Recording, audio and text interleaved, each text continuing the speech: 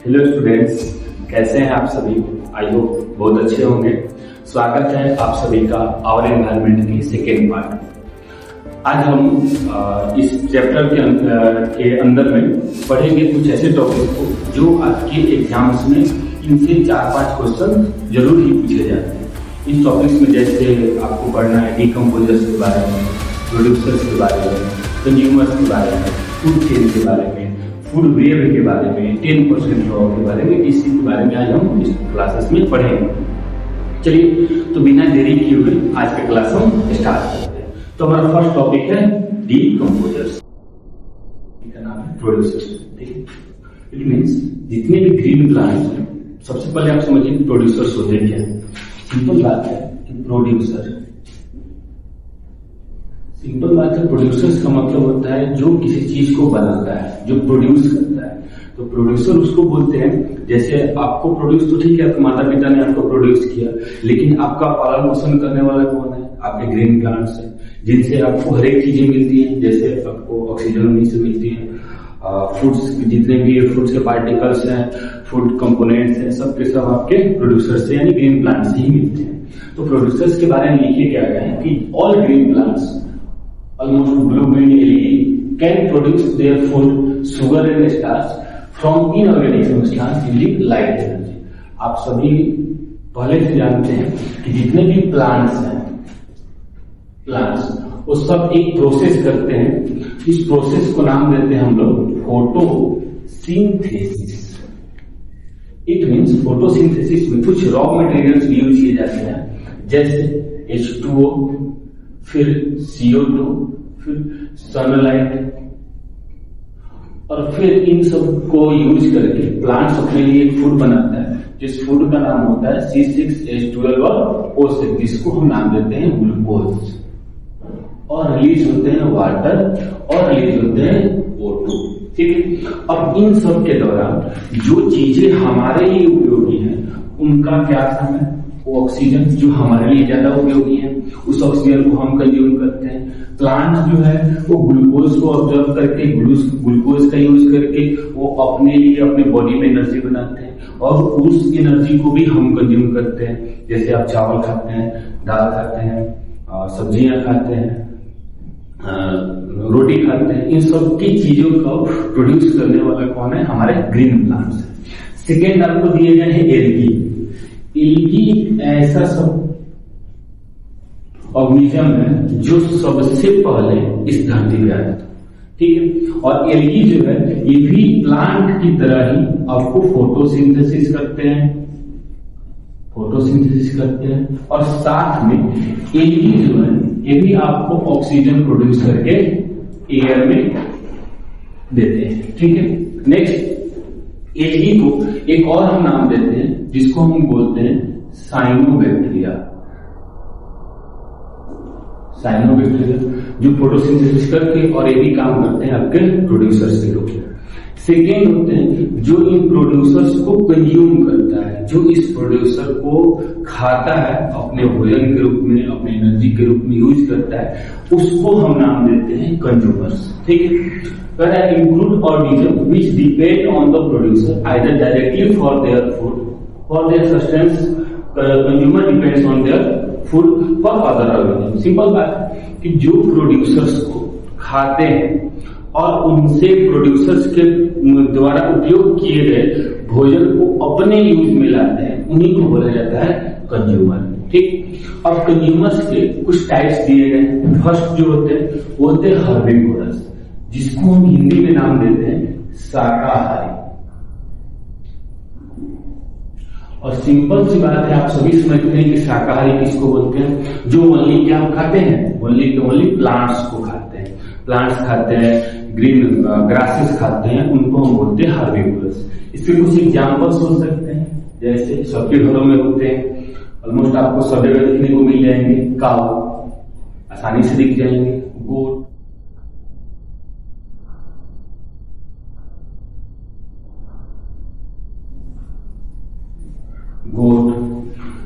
Buffalo काफी जाते हैं जो आपको ओनली के ओनली यूज होते हैं, जो केवल प्लांट्स को खाते हैं, डायरेक्टली प्लांट्स को कंज्यूम करते हैं, वैसे कंज्यूमर को हम नाम देते हैं। ठीक है ना, खराब लिखा है तो ब्लैक आ रहा है और वहाँ पे लगा दिया जाए मतलब पिक्चर में इसका काउ लिखना दीजिएगा, केवल काउ लिखना, ठीक है। काउ या फिर मतलब बढ़िया से दो ठो जी जी ठीक है। इसके एग्जांपल्स में हो जाएंगे काउ और गोट, ओके, जो केवल ग्रीन प्लांट्स को खाएंगे। नेक्स्ट होते हैं कार्निवोरस, जिसको हम हिंदी में नाम देते हैं मांसाहारी। मांसाहारी नाम से ही पता चला, जो मांस को अपना आहार बनाते हैं उनको मांसाहारी बोलते हैं। It means carnivorous. Example Lions हो गए, टाइगर्स हो गए, जो जंगल में रहते हैं वैसे जानवर जो केवल मांस वगैरह खाते हैं उनको हम बोलते हैं कार्निवोरस। नेक्स्ट होते हैं ओमनिवोरस, जिसको हम नाम देते हैं सर्वाहारी। सर्वाहारी जो दोनों को खाता है, प्लांट्स को भी खाएगा और आपके फ्लेश को भी खाएगा, ठीक है। एग्जाम्पल के तौर पे डॉग हो गए, ह्यूमन भी आ जाते हैं।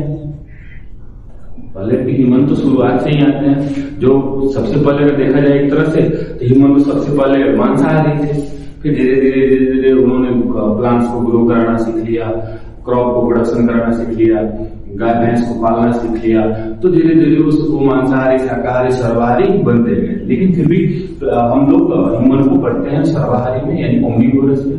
नेक्स्ट होते हैं पैरासाइट्स। पैरासाइट्स को हिंदी में बोलते हैं हम लोग परजीवी। परजीवी मतलब जो दूसरे जीव के ऊपर जिंदा रहे उसको हम लोग परजीवी बोलते हैं, पैरासाइट्स बोलते हैं। It means live and feed on the host body, मतलब दूसरे किसी बॉडी के ऊपर वो जिंदा रहे, दूसरे बॉडी के ऊपर वो ग्रो करे, दूसरे के बॉडी से लिया हुआ खाना वो खुद कंज्यूम करे, उन्हीं को बोलते हैं हम लोग पैरासाइट्स। इसमें एग्जाम्पल के तौर पे हम बैक्टीरिया को लिख सकते हैं, बैक्टीरिया लिख सकते हैं, और भी हो सकते हैं जैसे प्लाज्मोडियम भी हो गए। वैसे प्लाज्मोडियम एक बैक्टीरिया का ही एग्जाम्पल है, ठीक है ना। प्लाज्मोडियम हो गए, बहुत सारे ऐसे जो है जो यूनिसेलुलर है और साथ में जो दूसरे किसी बॉडी के ऊपर रहते हैं और अपना फूड को कंज्यूम करते हैं। नेक्स्ट हमारा है डीकम्पोजर्स। डीकम्पोजर्स का मतलब क्या होता है कि जैसे वैसे बैक्टीरिया जो नेचर में अनवांटेड चीजों को या फिर अनयूज चीजों को सड़ा के गला के डाइजेस्ट करके और आपको एक सुंदर और अच्छे उपजाऊ जमीन के लिए या फिर नेचर से उन चीज को गंदगी को हटा के नेचर को क्लीन करने का जो काम करते हैं उन्हीं को बोला जाता है डीकम्पोजर्स। जैसे दिया गया fungi and bacteria which breaks down the dead plants animals from complex compound to simpler one. It means जितने भी बैक्टीरिया है या फिर फंगी है वो क्या करते हैं कि जो कॉम्प्लेक्स कंपाउंड है, इसमें सर एग्जाम्पल के तौर पे दें हम तो जनरली आप सभी देखते होंगे कि कोई कुत्ता रोड पे मर जाता है, तो मर जाने के बाद होता है क्या है कि अगर उनको कोई हटाने वाला नहीं है तो धीरे धीरे धीरे उनमें कीड़े लगना शुरू हो जाते हैं। वो कीड़े दरअसल एटमोस्फेयर के भी कुछ होते हैं और कुछ जो पैरासाइट्स होते हैं जो उनके बॉडी के ऊपर ही रहते हैं, और मर जाने के बाद उनके कुत्ते के बॉडी के अंदर ब्लड सर्कुलेशन रुक गया। ब्लड सर्कुलेशन रुक जाने के बाद उनको तो फूड नहीं मिल रहा है, तो वो क्या करेंगे, जो बॉडी डेड किया है उन्हीं डेड बॉडी से अपने भोजन को लेना वो शुरू कर देंगे और धीरे धीरे धीरे लेते लेते और वो जिस बॉडी को खा रहे हैं तो धीरे धीरे वो बॉडी डिकम्पोज होना शुरू हो जाएगा। इट मीन्स बॉडी सड़ना गलना खत्म हो जाएगा, सड़ गल के खत्म हो जाएगा और उस कॉम्प्लेक्स कंपाउंड को तोड़ तोड़ के खा खा के वो सिंपलर फॉर्म में कन्वर्ट कर देंगे और कुछ समय बाद ऐसा आएगा जब उनको भोजन नहीं मिलेगा तो ऑटोमेटिक खुद वहीं पे डेड हो जाएंगे। तो इस तरह से जितने भी डीकम्पोजर है सब के सब आपके इन्वायरमेंट को क्लीन करने का काम करते हैं, ठीक है। नेक्स्ट है हमारे पास इस चैप्टर का सबसे इंपॉर्टेंट टॉपिक जिसका नाम है फूड चेन। इससे आपको क्वेश्चंस पूछे जाएंगे, food chain, food web, 10% law, इन सब टॉपिक से अधिकांश क्वेश्चन एक दो जरूर रहते हैं। पहला क्या है, तो it is sequence of living organism in which one organism consumes another organism for energy. It is unidirectional. चलो ठीक। नेक्स्ट फूड चेन का मतलब क्या हुआ, इस सबसे पहले एक समझिए किया तो यूनिडायरेक्शनल है। यूनिडायरेक्शनल का मतलब होता है जो सिंगल डायरेक्शन में हो, सिंगल डायरेक्शन में हो, जो एक ही दिशा में ट्रेवल करता है उसको यूनिडायरेक्शनल बोला जाता है। जैसे कह रहे हैं कि यह सीक्वेंस ऑफ लिविंग ऑर्गेनिज्म जो क्या करते हैं कि अनदर लिविंग ऑर्गेनिज्म को कंज्यूम करते हैं, भोजन के रूप में लेते हैं और उनसे अपने बॉडी में क्या बनाते हैं, एनर्जी बनाते हैं। एग्जाम्पल के तौर पे एनसीईआरटी की आपकी एग्जाम्पल्स दी गई है। जैसे सबसे फर्स्ट आता है प्रोड्यूसर। इट मीन्स जितने भी प्लांट्स हैं उनको हम प्रोड्यूसर्स का नाम देते हैं, जो हमने अभी थोड़ा देर पहले पढ़ा कि प्रोड्यूसर्स में प्लांट्स आते हैं। अगर हम प्लांट्स को ले लेते हैं, प्लांट्स इट मीन्स एग्जाम्पल हम ग्रासेस ले लेते हैं, ग्रास ले लेते हैं। ग्रास को खाएगा कौन? ग्रास को खाने वाले रहते हैं जो जिनको हम हर्बीवोरस बोलते हैं। हर्बीवोरस के कुछ एग्जाम्पल दे सकते हैं या फिर हम ग्रास हुपर दे सकते हैं जो एनसीईआरटी एग्जाम्पल है। ग्रास हुपर जिसको हिंदी में टिड्डा भी बोला जाता है और हमारे भोजपुरी लैंग्वेज में उसको राम जी का घोड़ा भी बोला जाता है। ठीक, grass Hooper. Next, grass Hooper को आपके फ्रॉग्स भी खा सकते हैं, स्नेक भी खा सकते हैं। चलिए फ्रॉग का भी एग्जाम्पल दे देते हैं कि ग्रास हुपर को खाए फ्रॉग ने, फ्रॉग को खाया स्नेक और स्नेक को खाने वाले हैं ईगल या फिर हॉक। इट मीन्स अगर आप ध्यान से देखेंगे तो कभी भी ईगल जो है वो ग्रास ऊपर को नहीं खाएगा। देखो ऐसा नहीं है कि ईगल जो है ग्रास ऊपर को नहीं खा सकता। अब ईगल मांसाहारी है तो इधर ग्रास ऊपर को भी खा सकता है, फ्रॉग को भी खा सकता है, स्नेक को भी खा सकता है। लेकिन होता क्या है कि ग्रास ऊपर जो उनकी कलर्स होते हैं वो ग्रास में मैचेज हो जाते हैं और हॉक या ईगल को दिखाई नहीं देते। इसीलिए ग्रास ऊपर का प्राइमरी फूड ग्रास ऊपर नहीं है। ईगल का प्राइमरी फूड ग्रास ऊपर नहीं, लेकिन ऐसा नहीं कि उसको नहीं खा सकता है, खा सकता है। लेकिन अगर वो टोटली डिपेंडेंट किसके ऊपर होता है, स्नेक के ऊपर, फ्रॉग के ऊपर, मरे हुए जीवों पे या फिर मार के खाने वाले जीवों पे वो ज्यादा डिपेंडेंट रहता है। ठीक है, तो इन सब चीजों पे सिंपल बात है कि अगर हम देखें तो स्नेक जो है वो भी डिपेंडेंट है यहाँ पे ग्रास पे। स्नेक ग्रास को नहीं खा सकता है। ठीक है, फ्रॉग ग्रास को नहीं खा सकता है, स्नेक ग्रास ऊपर को नहीं खा सकता है, स्नेक ईगल को नहीं खा सकता है। इट मीन ये जितने भी एक सीक्वेंस चल रहे हैं फूड के, सब के सब एक ही डायरेक्शन में ट्रेवल करने वाले हैं और एक ही डायरेक्शनल में है। और एक ही डायरेक्शनल में जब भी सीक्वेंस फूड का ट्रेवल होता है उस चेन को, उस सीक्वेंस को हम नाम देते हैं food chain. Next, food chain है यह दो टाइप्स के बताए गए हैं। फर्स्ट जो है जिसको हम बोलते हैं टेरेस्ट्रियल फूड चेन और सेकेंड होते हैं aquatic food chain. Terrestrial food chain के एग्जाम्पल्स में हम इसको देख लेते हैं। ठीक है, टेरेस्ट्रियल का मतलब होता है जो जमीन पे रहते हैं, भूमि पे रहने वाले। इक्विटी का मतलब होता है पानी। इसके पहले ही वाले चैप्टर में, इसके फर्स्ट जो वीडियो मैंने अपलोड किया हुआ था उसमें आपको इक्विटी के बारे में मैंने बता दिया। इक्विटी का मतलब होता है पानी। अब पानी में फूड चेन कैसे कैसे हो सकते हैं, इसके एग्जाम्पल जो होंगे, फर्स्ट जो होते हैं जिसको हम बोलते हैं फाइटोप्लैंक्टन, सेकेंड जो होते हैं फाइटोप्लैंक्टन को खाने वाले होते हैं जूप्लैंक्टन, जूप्लैंक्टन को खाने वाले होते हैं फिशेस और फिशेस को खाने वाले होते हैं जो कार्निवोरस फिशेस होती है। एग्जाम्पल में जैसे शार्क हो गए, स्केट्स हो गए, रेज हो गए। इट इज बहुत सारे ऐसे हैं जो मांसाहारी होते हैं और मांसाहारी होते हुए शाकाहारी जीवों को खाते हैं। और फाइटोप्लैंक्टन अगर ध्यान से देखा जाए तो इसमें क्या जुड़ा हुआ है, फाइटो जुड़ा हुआ है। फाइटो का मतलब भी होता है प्लांट, जो प्लांट से बनता है, जिसमें फाइटो जुड़ गया मतलब वो प्लांट हो गया। तो जो प्लांट का बना हुआ है फूड वो फाइटोप्लैंक्टन वाला है। उसको खाने वाले कौन है, जूप्लैंक्टन। इट मींस जैसे हम यहाँ पे देखेंगे ग्रास का है, प्लांट है, इनको खाने वाले कौन है, एक ऑर्गेनिज्म है, एक एनिमल है जिसको ग्रास ऊपर बोला गया है। ठीक उसी तरह इसके अंदर पानी के अंदर जूप्लैंक्टन है, सॉरी फाइटोप्लैंक्टन है, प्लांट्स है, इनको खाने वाले कौन है, एक ऑर्गेनिज्म है जो प्लांट्स को खाते हैं। उसके बाद इस जूप्लैंक्टन को खाने वाले कौन है, एक फिशेस है और फिशेस को खाने वाले स्नेक्स है, सॉरी शार्क्स है, स्केट्स है, रेज है। इट इज बहुत सारे ऐसे मछलियां हैं जो इन फिशेस को खाते हैं। ठीक, नेक्स्ट है आपका फूड वेब। फूड वेब और फूड चेन दोनों में कुछ ज्यादा डिफरेंसेस नहीं है, लेकिन इनसे क्वेश्चंस आते हैं आपको। और फूड चेन एक ऐसा है जो यूनिडायरेक्शनल है, जो एक ही दिशा में ट्रेवल करेगा। लेकिन फूड वेब क्या है, यह एक से दूसरे ऊपर भी डिपेंडेंट होते हैं और एक के साथ मल्टी डायरेक्शनल होते हैं। कोई किसी को भी एक या दो ऑर्गेनिज्म को खा सकता है। जैसे एग्जाम्पल लिखा डेफिनेशन में, food web is a network of food chain. समझिए कि फूड चेन का ही नेटवर्क कौन है, फूड वेब है।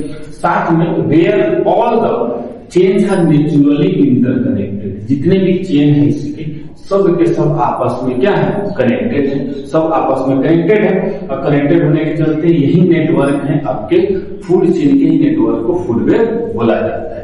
नेक्स्ट डेफिनेशन में हम लिखे हैं कि each organism is generally eated by 2 or more kinds of organism. दोनों में डिफरेंसेस समझने के लिए फूड चेन में क्या था कि एक चीज को एक ही ऑर्गेनिज्म खा रहा था, एक का फूड को एक ही ऑर्गेनिज्म खा रहा था। यहाँ पे क्या है कि यहाँ पे कोई भी ऑर्गेनिज्म जनरली 2 या 2 से अधिक चीजों को 2 से अधिक ऑर्गेनिज्म के द्वारा खाए जा सकते हैं, which are again eaten by several other organisms, और उनको भी खाने वाला दूसरा है। And so instead of strict line food chain, the series of organisms depend on one another. It means क्या होगा कि इसकी जगह पे हम सिंपल बात अगर समझेगा तो एक ऑर्गेनिज्म को एक या 2 से ऑर्गेनिज्म खाएंगे, उन खाने वाले ऑर्गेनिज्म को भी दूसरे को ही खाएंगे। ठीक है, तो यह एक तरह से वेव बना हुआ है। अगर वेव का मतलब देखें तो जाल बना हुआ है, और जाल एक ही दिशा में नहीं होता, वो चारों तरफ होता है। तो वेव, फूड वेव का मतलब क्या होगा कि मल्टी डायरेक्शनल है, चारों तरफ के दिशा में जा सकता है, चारों हर एक फूड हर एक ऑर्गेनिज्म खा सकता है। लेकिन फूड चेन में क्या है, यूनिडायरेक्शनल है, इसमें एक ही ऑर्गेनिज्म एक ही चीजों को खा सकता है। अगर एग्जाम्पल के तौर पर देखा जाए तो एग्जाम्पल के तौर पर देखा जाए, कट कर दे स्टार्ट है, ठीक है। तो फूड वेब का एग्जाम्पल के तौर पे अगर मैंने जो फूड चेन बोला था, तो फूड चेन में हमने जाकर खत्म कर दिया था कि आपके ईगल या हॉक वगैरह उसको खा जाते हैं। जैसे एग्जाम्पल के तौर पे मैंने पहला दिया था कि ग्रास को खाने वाले ग्रास हूपर है, ग्रास हूपर को खाने वाले फ्रॉग है, फ्रॉग को खाने वाले स्नेक है, और स्नेक को खाने वाले ईगल है। अब एक सोच के बताइएगा आप सभी कि ईगल को भी तो कोई खाता होगा ना, ईगल को खाने वाले कौन है? अब ईगल को तो हवा में उड़ता है, जमीन पे बैठता है, ठीक है, कोई शिकार करके खा गया वो अलग चीज है, लेकिन उनको किसका भोजन हो सकते हैं? उनका कोई कौन शिकार कर सकता है? आसानी से तो उनका शिकार हो नहीं सकता है। तो इसीलिए अगर ये नेचुरली इनका जब डेथ होता है तो इनको खाने वाला एक ही चीज है जिसको हम बोलते हैं डीकम्पोजर। फंगी भी है, बहुत सारे बैक्टीरिया भी हैं, ठीक। तो अब समझो कि जो डीकम्पोज हो जाते हैं, जैसे बैक्टीरिया ने किसी चीज को खा लिया, ठीक है, उसको नेचर से क्लीन कर दिया, लेकिन जिस जगह पे वो मरे थे, जिस जगह पे उनको उनका डीकम्पोजिंग किया गया, उन जगहों को तुम ध्यान से देखोगे तो होता है क्या है कि उनके जगह पे बहुत सारे ऐसे तरल पदार्थ जो होते हैं लिक्विड के फॉर्म में उस जगह पे पड़े जाते हैं। और सिंपल बात मैंने एक और चीज बताया आपको कि डीकम्पोज हो जाने के बाद जो बैक्टीरिया जिसको डीकम्पोज कर रहा है, वो बैक्टीरिया को जब लास्ट में फूड नहीं मिलेगा तो वो भी डेड हो जाएंगे, और डेड हो जाने के बाद वो सॉइल में मिल जाएंगे। सॉइल में मिल जाने के बाद वो काम करते हैं गुड फर्टिलाइजर्स का। इसका मतलब हुआ क्या कि वो जमीन को एकदम उपजाऊ बना देंगे। उपजाऊ बनाने के बाद अगर जमीन उपजाऊ हो जा रहा है तो बताओ उनके ऊपर क्या बनेगा, क्या ग्रो करेगा? फिर तो प्लांट ही ग्रो करेगा ना, फिर प्लांट ही ग्रो करेगा। फिर प्लांट को कौन खाएगा? ग्रास ऊपर खाएगा, फिर ग्रास ऊपर को फ्रॉग खाएगा, फिर या एक तरह से फूड वेव बन गया, ठीक है। इस फूड वेव में हर एक प्लांट हर एक ऑर्गेनिज्म एक दूसरे को खा सकता है, साथ में एक या 2 से अधिक ऑर्गेनिज्म को खा सकता है। चलिए, थैंक यू। आज के टॉपिक मेरा आज का यही समाप्त होता है। नेक्स्ट क्लास में हम इस चैप्टर को कंप्लीट कर लेंगे।